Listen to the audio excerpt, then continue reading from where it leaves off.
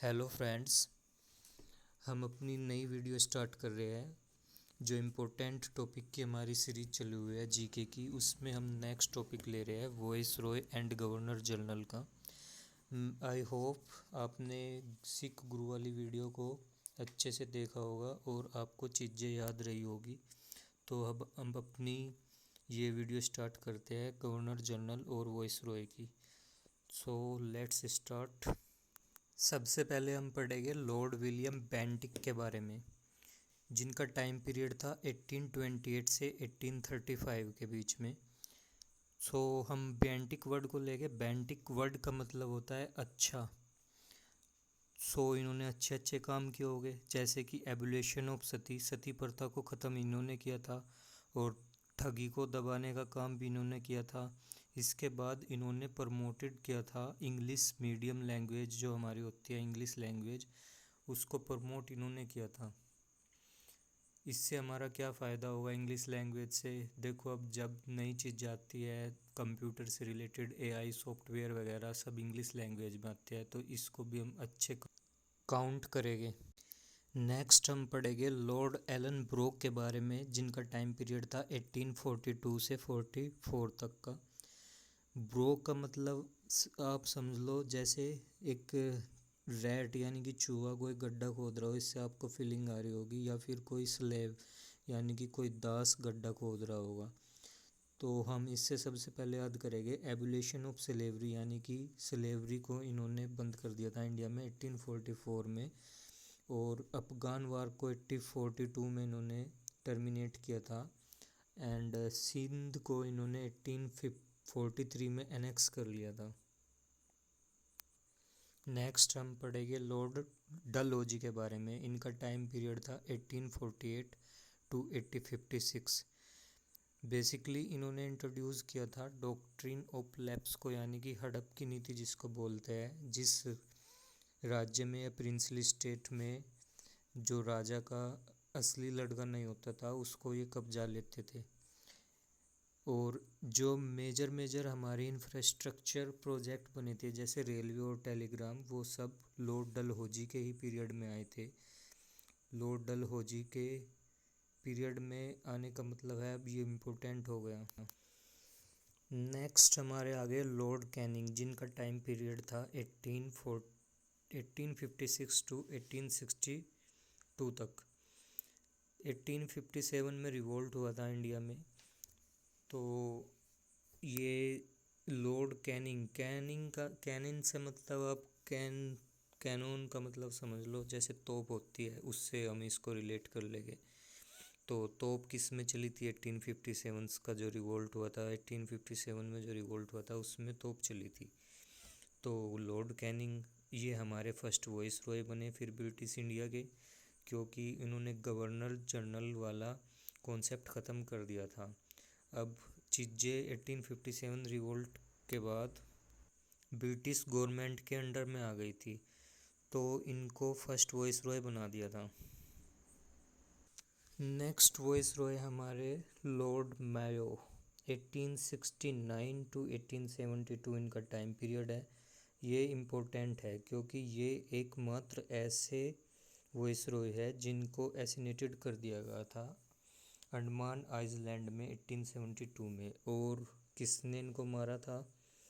उन व्यक्ति का नाम था शेर अली खान, 1872 में, जिनके द्वारा इनको मारा गया था। और इन्होंने स्टैटिकल सर्वे को इस्टेब्लिश्ड किया था इंडिया में, जिससे सेंसस हमारा स्टार्ट हो सकता था, लेकिन इनके टाइम पीरियड में वो कंप्लीट नहीं हो पाया। नेक्स्ट हमारे जो वॉइस रॉय है वो है लॉर्ड लिटन, 1876 टू 1818 का टाइम पीरियड है। और लिटन वर्ड से आप समझ सकते हैं जैसे कोई जलने वाली चीज़ हो, यानी कि इनके द्वारा जो काम किए गए हैं वो ऐसे काम थे जिनसे भारतीय लोगों को बड़ी प्रॉब्लम हुई है। जैसे सबसे पहला इनकी जो पॉलिसी आई थी 1876 से 78 के बीच में, वो फैमिन का कारण बनी। उसके बाद इन्होंने 1877 में जो दरबार लगा था, दिल्ली दरबार, उसमें इन्होंने क्वीन विक्टोरिया को डिक्लेयर कर दिया एम्प्रेस ऑफ इंडिया। इससे बड़े हताश हुए इंडिया के लोग।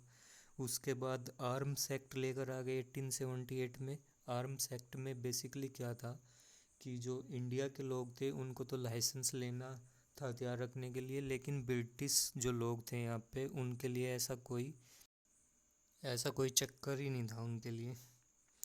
फिर वर्नाकुलर प्रेस एक्ट लेकर आ गए 1878 में, यानी कि जो इंडिया के लोकल लैंग्वेज वाले न्यूज़पेपर थे उन पर रोक लगाने की कोशिश थी। उसके बाद इन्होंने एक अच्छा काम किया है अभी, जो सिविल सर्विसेज थी वो इंडिया के लिए ओपन कर दी, जो फेथफुल इंडियंस थे उनके लिए। और उसमें जो एज थी वो 21 से 19 कर दी रिड्यूस करके। नेक्स्ट हमारे वॉइसरॉय है लॉर्ड रिपन, जिनका टाइम पीरियड था 1880 टू 1884। यानी कि रिपन कटा होगा तो अच्छे काम हुए होंगे। तो इन्होंने बेसिकली क्या किया था, जो हमारे लिट्टन साहब काम करके गए थे उनका उल्टा यानी कि अपोजिट काम किया था। जैसे कि वर्नाकुलर प्रेस एक्ट को रिपेल्ड कर दिया, और जो हमारा लोकल सेल्फ गवर्नमेंट होती है उसको इंट्रोड्यूस करने का अटेम्प्ट भी इनके द्वारा किया गया था सबसे पहले। और रेगुलर सेंसस जो लॉर्ड मायो स्टार्ट करना चाहते थे, रेगुलर नहीं कर पाए थे, इनके टाइम पे रेगुलर हो गया वो। और इल्बर्ट बिल भी इनके टाइम पे आया था। इल्बर्ट बिल में क्या था कि जो हमारे इंडियन जज थे उनको भी अलाउ कर दिया गया था कि यूरोपियन केस को वो सुन सकते हैं।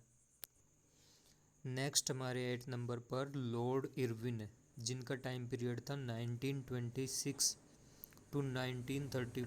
इनके टाइम पर साइन हुआ था गांधी इरविन पैक्ट 1931 में।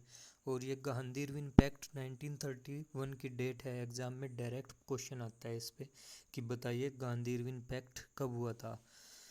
तो हम इसको याद कैसे करेंगे, देखो इरविन का आई लेकर हम 1 कंसीडर कर लेंगे, तो इससे हमें एग्ज़ाम के टाइम पे स्ट्राइक हो जाएगा कि 1 करके कुछ था, क्योंकि हर ऑप्शन में वो 1 नहीं दे सकता। ये गांधी इरविन पैक्ट हुआ था जो सिविल डिसओबीडेंस मूवमेंट को ख़त्म करने के लिए गांधी और इरविन के बीच में एक पैक्ट साइन हुआ था। इसको ही हम राउंड टेबल 1 भी बोलते हैं। नेक्स्ट 9 नंबर पे हमारे लॉर्ड वेवल, 1943 से 1947 का टाइम पीरियड था इनका। बेसिकली ये 1943 और 1947 के बीच में वेवल प्लान लेकर आए थे, जिसकी कॉन्फ्रेंस शिमला में कराई गई थी। इसमें ये बताने वाले थे कि कॉन्स्टिट्यूशन कैसे बनेगा इंडिया का, सेटलमेंट कैसे होगा, लेकिन ये फेल हो गया था बेसिकली। अब हम कुछ एक डॉक्ट्रिन ऑफ लैप्स के हम ये पढ़ेंगे कि किस चीज़ को सबसे पहले एनेक्स्ट किया गया था डॉक्ट्रिन ऑफ लैप्स के, जो मर्जर पॉलिसी थी उसके थ्रू। तो इसके लिए हमने एक ट्रिक बनाई है, चलो आओ देखते हैं इस ट्रिक को। ये लॉर्ड डलहौजी लेके आए थे 1848 से 1856 का, जिनका टाइम पीरियड था। तो इसकी ट्रिक बनाई है हमने, no bus stop from Sambalpur to Jhansi, यानी कि एन से लेके हम नागपुर, सबसे पहले एनेक्स्ट किया गया था नागपुर को। उसके बाद ओ से अवध, बी से भगत, यू से उदयपुर और एस से हम लेंगे सतारा एंड जयपुर।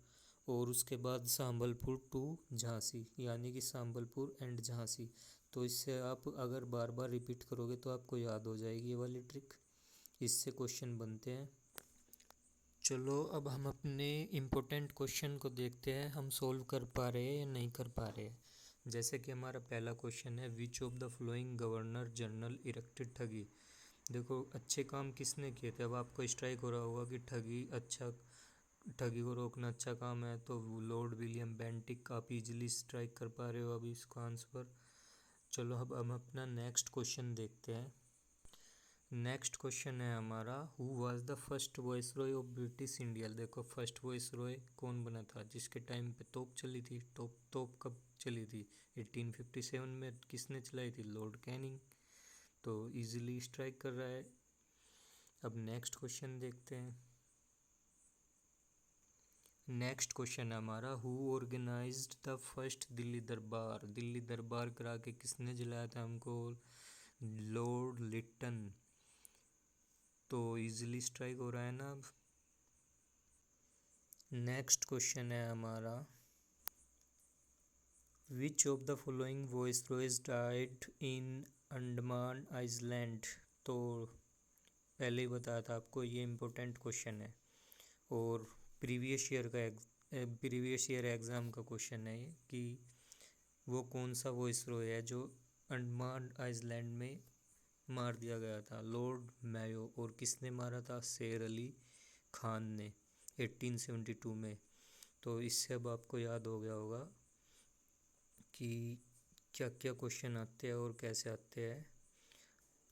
अब आपको करना क्या है, जो हमारा सिख गुरु वाला टॉपिक था और ये वॉइसरॉय एंड गवर्नर जनरल का जो हमारा टॉपिक था, इन दोनों टॉपिक के आपको प्रीवियस ईयर के क्वेश्चन सोल्व करके देखने हैं कि आपको स्ट्राइक हो पा रहे या नहीं हो पा रहे, और कमेंट में मुझे कि ये वीडियो आपके लिए कितनी हेल्पफुल रही है। और अगले वाले टॉपिक के बारे में मैं आपको पहले बताऊंगा कि कौन सा टॉपिक मैं लेके आऊँगा। So thank you so much.